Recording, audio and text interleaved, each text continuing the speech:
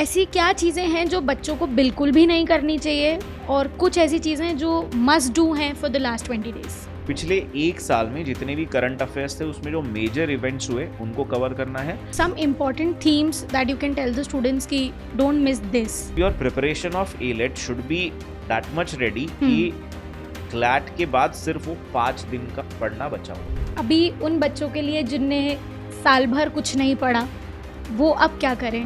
Best strategy ये होगी जो बिल्कुल रिजल्ट दे सकती है.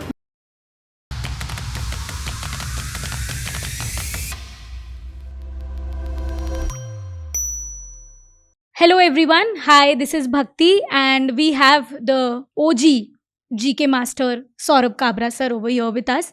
He is going to be answering some of the most asked questions. क्या problem आ रही है बच्चों को, क्या issues आ रहे हैं and how they can handle it. So, hi Saurabh sir, कैसे हैं आप? बढ़िया, फर्स्ट क्लास. मुझे ये बताइए कि last 20 days बचे हैं अब. So what should be the plan for the students to prepare GK? So firstly अपने साल भर अपन ने पढ़ाई की है, अब उसको रिवाइज करने का टाइम आ गया है. सो इसको मैं 2 पार्ट में लेके जाता हूँ. एक of course for the legal student and second for the non legal student. सबका ध्यान रखना चाहिए. तो यहाँ पे first when we talk about legal student, उनका तो बहुत आइडिया क्लियर होगा.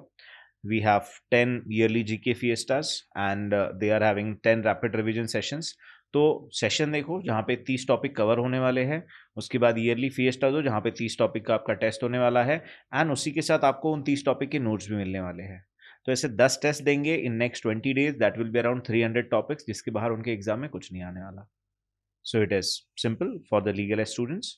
अगर हम बात करते हैं नॉन लीगल स्टूडेंट्स के लिए, तो उनके लिए मेरा ये कहना होगा कि जहाँ पर भी वो जो जिस सोर्सेस पे रिलाई कर रहे हैं, साल भर उन्होंने उन सोर्सेस से जितनी चीज़ें पढ़ी है उसके ऊपर ज़्यादा ध्यान दे, चीज़ों को रिवाइज करने का प्लान करे. नेक्स्ट 20 डेज में एक राउंड ऑफ रिवीजन होना चाहिए एंड आखिरी के 4-5 दिन में एक और round of revision. So 20-25 days का प्लान रखे एंड यस, इस तरीके से वो इसे लेके जा सकते हैं. तो हम इतने सारे सोर्सेज बच्चों को प्रोवाइड करवाते हैं. सो आपके हिसाब से what should be the hierarchy of sources? So let's talk about the sources first. जैसे कि अभी इनके 30 टॉपिक्स अपन ने बोला कि उनको सेशन मिलने वाले हैं, बट ये सेशन में जो चीज़ें करने वाले हैं अपने इनके भी नोट्स होंगे कई सारे, राइट. तो इनके जो अपने नोट्स होंगे उन नोट्स को वो थोड़ा डिवाइड कर सकते हैं, स्ट्रेटेजाइज कर सकते हैं. जैसे कि 4 PM क्लास सबसे ऊपर प्रायोरिटी में होती है, तो 4 PM class is the first priority. Second can be the CLAT post and third can be YT sessions. तो इस तरीके से इसे प्रायोरिटाइज कर सकते हैं. 4 PM क्लास फर्स्ट आ जाएगा, क्लैट पोस्ट सेकंड आ जाएगा and third will be there YT sessions that they have. Okay. And which are the months that you think are the most important and that must be covered और वो उनको बिल्कुल नहीं छोड़ना चाहिए? सो months as such नहीं बता सकते कि ये जरूरी है वो जरूरी है, but what I will say is पिछले एक साल में जितने भी करंट अफेयर्स थे उसमें जो मेजर इवेंट्स हुए उनको कवर करना है. विद इन दैट कई सारे ऐसे करंट अफेयर्स होते हैं या ऐसे इवेंट्स होते हैं जो पिछले 6 महीने में भी वापस आए. Okay. जैसे मैं आपको अगर पूछूं कि पहलगाम, हम्म. आप इसको कौन से मंथ का करंट अफेयर्स मानते हो? It happened in April, Yeah, right. April के around, right? लेकिन अगर अपन एग्जाम से कैलकुलेट करें तो हो सकता है कि ये इवेंट 6 महीने में आए ना, Okay. हाँ. बट ऑफ कोर्स इसका कंटिन्यूएशन तो था ना. हाँ. सो जिस इवेंट का कंटिन्यूएशन चल रहा है ऐसे इवेंट्स पिक करो लास्ट 6 मंथ से. Okay. ऑन 6 मंथ्स में ऐसे इवेंट जिसकी हिस्ट्री हो सकता है 1 साल, 2 साल, 10 साल या 100 साल की हो, Right. उनको हाँ. आपको पिक करके उनको पढ़ना चाहिए. Okay. And some important themes that you can tell the students की don't miss this. So if we see, एक यूट्यूब वीडियो है बहुत ही इंटरेस्टिंग था जिसे कहते हैं ट्रेंड एनालिसिस, Okay. जो अपन हर साल डालते हैं. हाँ. तो वहाँ पे पिछले 5 से 6 साल का ट्रेंड एनालिसिस किया हुआ होता है. पिछले साल का वीडियो देखोगे Okay. तो पिछले साल एग्जाम के पहले हमने उस ट्रेंड एनालिसिस में कुछ टॉपिक के नाम बताए थे. आई थिंक मैंने 15 टॉपिक बताए थे जिसमें से 3 एग्जाम में आए थे. Oh, okay. तो वो एनालिसिस एक बार देखे, देन यू विल अंडरस्टैंड. इस साल भी अपन ने वो एनालिसिस डाला है. Right. जैसे कि इंटरनेशनल इश्यूज हमेशा से 2 टॉपिक लाता है. हाँ. इस साल के इंटरनेशनल इश्यूज में क्या हाईलाइट है, Okay. तो उसको आपको बिल्कुल नहीं छोड़ना है. It can be Israel Palestine, it can be Israel and Iran, it can be Russia Ukraine, it can be India Pakistan, it can be India US, it can be China US. Right. तो ऐसे आपको 10 चीजें निकालनी है Divide और कर 10 लो. में से 2 चीज तो आनी है. तो दिस इज Okay. प्रायोरिटी 1. अच्छा. ऐसे ही दूसरा इंपॉर्टेंट एरिया होता है जैसे कि बिल्स एंड एक्ट्स, वो अपन ने डिसाइड किया था लास्ट ईयर आया था, वो अपन ने बताया था वुमेन रिजर्वेशन आएगा. तो उसको प्रायोरिटाइज करो। फिर आता है साइंस एंड टेक, हर साल एक टॉपिक तो पूछा ही जाता है। राइट। तो साइंस एंड टेक में क्या इंपॉर्टेंट इवेंट्स हुए, जैसे कि स्पेडएक्स हो गया, या फिर यूएसए में जो स्टेबल कॉइन्स आए वो हो गए। तो राइट। इस तरीके से इवेंट्स निकालो, वो इवेंट्स अपन ने वहां डिस्कस भी किए हैं, उन इवेंट्स को कर लो। 15-20 इवेंट्स है जिसमें से 2-3 पक्का आ जाते हैं। ओके।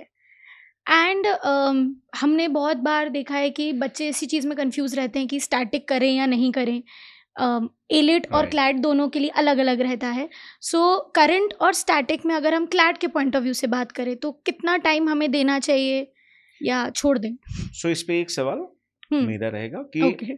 अभी तुम भी इतने साल से बच्चों को मेंटर कर रही हो, एंड Right.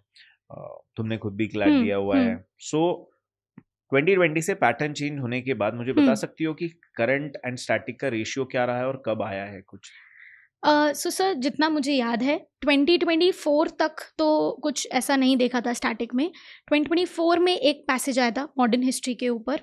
2025 में if I remember there were 2 passages on it. Correct. So 2025 में देखा जाए सो हम बोल सकते हैं 20%, और 2024 में देखा जाए सो अराउंड 10%। तो अगर कोई चीज आपको एग्जाम में 20% मार्क्स देने वाली है, तो अपने प्रिपरेशन का आइडियली आपको उसे कितना टाइम देना चाहिए? 20% या राइट, खींच उसके खींच के, approx। बिकॉज वो हाँ। स्टैटिक है तो 30 तक चले राइट। जाएगा। हाँ। तो आपका रेशियो जो है उसी के रेंज में होना चाहिए, बिकॉज Okay. स्टैटिक एक ऐसी चीज है ना जिसको क्लैट एस्पिरेंट्स को 20% ऑफ जीके के लिए पढ़ना है, और यूपीएससी एस्पिरेंट्स को पूरे एग्जाम के लिए सिर्फ वही पढ़ना है। राइट। सो उसका कोई लिमिट नहीं है, बट आपको उसे लिमिट करना पड़ेगा। आपके पास जितना उसका शेयर है और जितने उसके नंबर है उसके हिसाब से। Okay. So I think it should be 30% of their time max that they should dedicate to static GK. Rest should be given for the revision of current affairs. Okay. And अगर हम elite के point of view से इसको consider करें तो elite के लिए पूरा ऑल टुगेदर कहानी बदल जाती है। उसका तो गेम तो अलग है। सबसे पहली बात यह है कि वहां पे आपको वन लाइनर्स का बहुत रिवीजन करना है।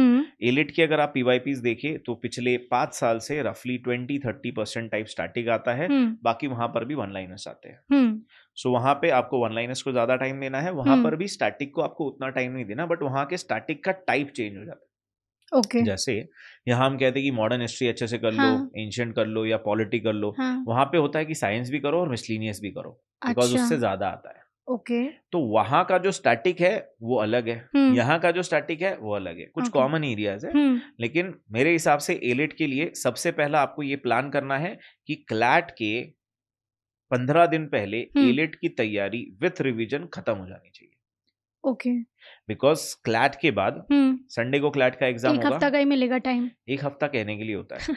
राइट। तुम्हें लगता है कि तुम संडे एग्जाम देके मंडे पढ़ाई करोगे? बिल्कुल नहीं करने वाले। एंड लास्ट डे एग्जाम के एक दिन पहले भी कुछ नहीं होने होता। वाला। So you have 5 days। So your preparation of elite should be that much ready कि क्लैट के बाद सिर्फ वो 5 दिन का पढ़ना बचा हुआ है, कि वो उतना कवर हो जाए बस 5 दिन में। Right. उतना ही होना चाहिए। उतना पहले प्लान करो कि उन 5 दिन में क्या कवर कर पाओगे। उसके बिना जो भी है सब कुछ क्लैट के 15 दिन पहले खत्म हो जाना चाहिए विथ रिवीजन, बिकॉज आखिरी के 15 दिन में क्लैट छोड़ के एलिट की पढ़ाई तो नहीं होगी, ऑब्वियसली नहीं। So it is simple. अभी मान लो 7 तारीख को है, तो मेरे हिसाब से 22-23 तारीख तक क्लैट का एलिट का जितना भी आपको पढ़ना है वो पढ़ के रिवाइज करके साइड रख दो। राइट। और यहीं से ही मतलब अगर मैं आपसे पूछूं कि एलिट के सोर्सेज हम क्या बच्चों को बता सकते हैं कि ये तो कर ही लो आप? एलिट की एक अच्छी चीज ये है कि इन जनरल अपन कहते हैं कि एलिट में good score out of 13 GK section is 20-22+। अब किसी का बैठ गया तो 25 आ जाएंगे, किसी के 24 आ जाएंगे, किसी के 22 आ जाएंगे, बट क्लैट में ऐसे पहले से नहीं बता सकते, बिकॉज क्लैट में 2023 में गुड स्कोर 50% तक चला गया था जीके में, और 2024-25 से ये 80-90% भी जा रहा है। बट एलिट में ऐसा नहीं होता। क्यों ऐसा नहीं होता? बिकॉज चीजें फिक्स है।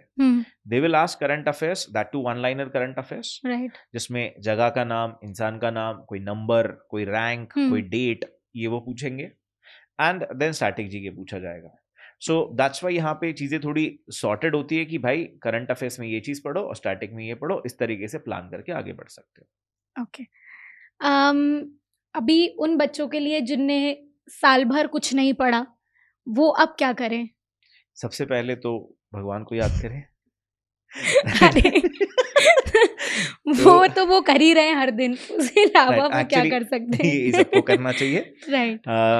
उसके अलावा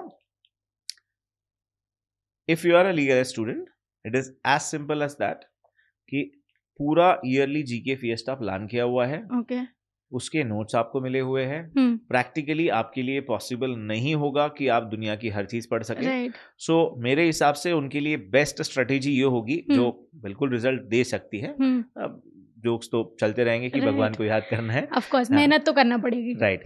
तो इसमें जो 300 टॉपिक का पीडीएफ है विद द नोट्स, वो बहुत ही क्रिस्प है। उसमें सिर्फ इंपॉर्टेंट फैक्ट्स दे रखी है जिससे सीधे सवाल बन सकते हैं। ओके तो वो 300 टॉपिक के जो नोट्स है, उन नोट्स को एक बार रिवाइज कर ले और सारे जो ईयरली फिएस्टाज है इनको दे दे। बस इन 2 चीजों पे रिलाई करे, इनका एग्जाम निकल सकता है अगर ये इन सब इतनी चीजों को अच्छे से याद कर ले तो। बट ये थरली कर लें ऑब्वियसली। यस, ये एटलीस्ट थरोली कर ले। At least okay, at least is important. And for non ally students हम क्या बोल सकते हैं उनके लिए? जो भी सोर्स या जहां पर भी वो पढ़ रहे हैं, ऑफ कोर्स वहां से भी कोई ना कोई ऐसी चीज मिली होगी, ऑफ कोर्स, या फिर इन सब का इस जनरेशन का है ना बहुत ही प्यारा सा अच्छा सा सोर्स है जिसका नाम है टेलीग्राम। राइट। उस टेलीग्राम पे भर भर के जो चीजें आती रहती है, इसके 100 टॉपिक्स, उसके 100 टॉपिक्स, और मुझे नहीं मतलब मुझे बिल्कुल पता है कि ये भी अपन बात कर रहे हैं कि अपने 300 टॉपिक्स की तब तक ये टेलीग्राम पे पहुंच चुका होगा। तो ये या कोई और एक सिंगल सोर्स उठा के उसको अच्छे से कर ले। बिकॉज चाहे मैं 300 टॉपिक निकालूं, चाहे कोई और भी 300 टॉपिक निकाले, करंट अफेयर्स तो वही है, 90% चीजें सेम रहने वाली है। सो 10% के लिए इधर उधर ना भागते हुए किसी एक सोर्स को पकड़े और उसको अच्छे से कर ले। तो ये भी कर लेंगे तो that will also be sufficient. ज्यादा Telegram is good but excessive of anything is bad, right. तो उससे बस रुके। सो सर मेरा ये क्वेश्चन है आपसे कि ऐसी क्या चीजें हैं जो बच्चों को बिल्कुल भी नहीं करनी चाहिए और कुछ ऐसी चीजें जो मस्ट डू हैं for the last 20 days? Okay, so कुछ चीजें जो जीके में नहीं करनी है, पहले उसके ऊपर बात करते हैं।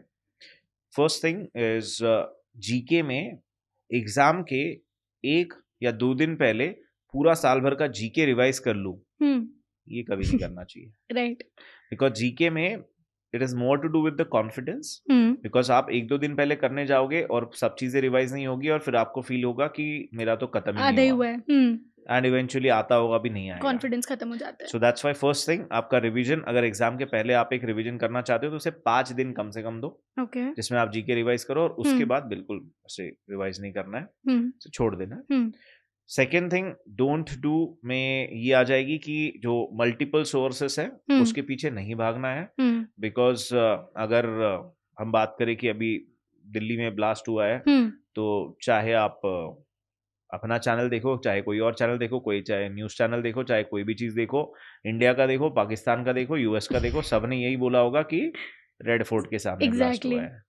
कोई भी ताजमहल के सामने नहीं करेगा। एग्जैक्टली। सो इस वजह से मल्टीपल सोर्स पे जाने का कोई पॉइंट नहीं है, तो वो चीज ना करें वरना टाइम बहुत बर्बाद हो जाएगा। ओके।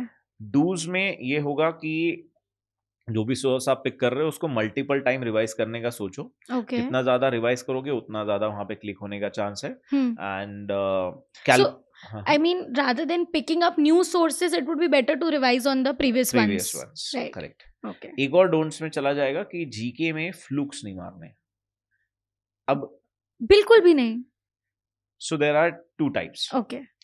देखो, एक होता है कि आपको ये पता है कि ये 2 ऑप्शन गलत है और 2 आपने एलिमिनेट कर दिए और 2 में पक्का आपको पता है कि इसमें से एक आंसर होगा। राइट। इसे कहते हैं कैलकुलेटेड रिस्क। ओके।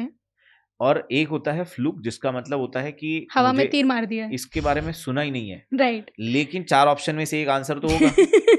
तो कुछ तो लगा ही देते हैं। तो जय माता दी जो करते हैं, है ना, जो मैं हमेशा कहता हूँ वो नहीं करना। वरना माता फिर घर वालों में आती है और फिर वो झाड़ू लेके आपके पीछे होते हैं। फिर वो क्लैट के बाद आएगी। करेक्ट। तो मतलब एटलीस्ट 2 पे नैरो डाउन करो तो ही अटेम्प्ट करो, नहीं तो छोड़ दो, वो बेटर होगा। छोड़ दो। एंड जीके में कुछ क्वेश्चन ऐसे बनेंगे जो डाले इसलिए गए कि आप इसे छोड़ दो। हम पेपर बनाते इसलिए है कि जैसे अगर मैं बात करूं कुछ पुराने क्वेश्चंस की, तो एक बार पूछ लिया गया था कि व्लादिमीर ज़ेलेंस्की के नाम में कितने वाय है। अगर याद नहीं है तो छोड़ दो, करने की बिल्कुल जरूरत नहीं है। ओह बाप रे। एक बार पूछा गया था कि चाबहार पोर्ट जो है, ईरान में एक पोर्ट है, उसकी लेंथ कितने किलोमीटर है, जो चाबहार पोर्ट की वेबसाइट के अलावा और कहीं पे अवेलेबल नहीं है। तो अटेम्प्ट करना वर्थ इट नहीं है।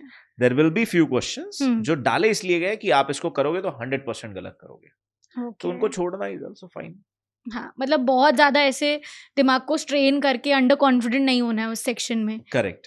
और ऐसे फ्लूक्स, ये है, हाँ, ये फ्लूक्स लगाएंगे इसमें, हाँ, हाँ, फ्लूक्स नहीं लगाने, कैलकुलेटेड रिस्क आप ले सकते हो। वैसे भी राइट। इसके ऊपर हर्षद का भी वीडियो है एक, हाँ, हर्षद ने भी बनाया था, राइट। कि हाँ, तुक्के कैसे लगाए, तुक्के तो वो भी आप देख सकते हो। हाँ, राइट, वो भी देख सकते हैं। Okay, so thank you so much, sir, for coming and sharing your information with us. I hope आप सबके सारे डाउट्स क्लियर हो गए हों। कैसे पढ़ना है, क्या पढ़ना है, लास्ट 20 डेज़ में क्या करना है, which is the most important time for you. तो वीडियो अच्छे से देखना, एंड कुछ भी इश्यूज़ हों, कुछ भी डाउट्स हों, you can comment them. Obviously, sir will address them. And if you like the video, do like, share, and subscribe. Thank you. All the best for your exam.